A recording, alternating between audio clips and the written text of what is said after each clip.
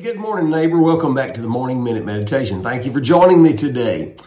There's a lot of debate in the theological community about the book of James, and some have scratched their head worrying over certain verses. I've never quite understood the worry over the context of James chapter number 2, but there are some who fret over it and try to explain things away.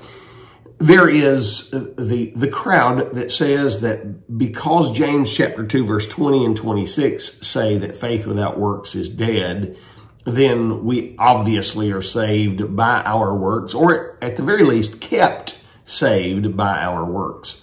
Then the crowd on the other side that believes that we're saved by grace through faith, and it is not of ourselves, it's not of works, lest any man should boast. They scratch their heads over these verses. Of the which I would consider myself a part of that crew that believes that we're saved by grace and faith. However, I don't understand why you are struggling with these verses. The Bible said in verse number 20, but wilt thou know, O vain man, that faith without works is dead? It's a simple statement.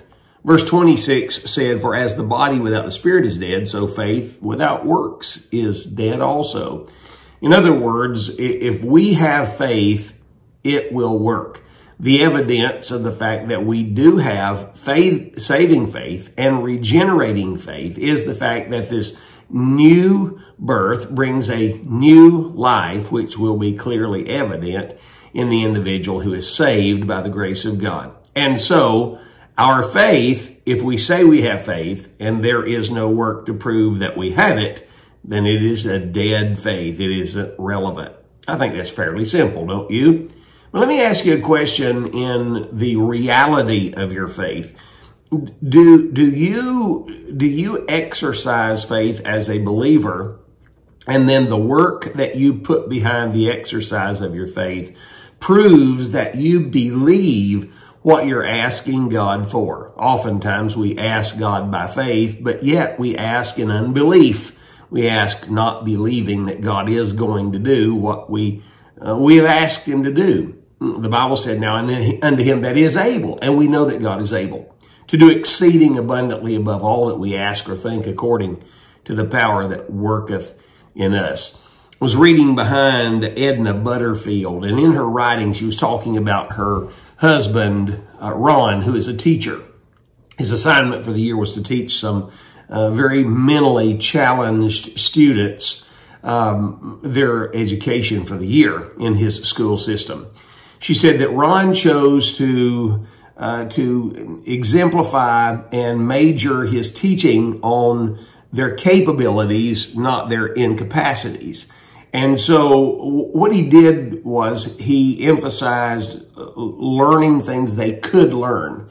By the end of the year, these mentally challenged students were playing chess, they were refinishing furniture, and fixing small appliances. One day, a boy with the name of Bobby came in with a broken toaster to fix. He had a broken toaster under one arm and a half of a loaf of bread under the other. In other words, he was going to work with faith, believing that he was going to be able to toast some bread at the end of the day.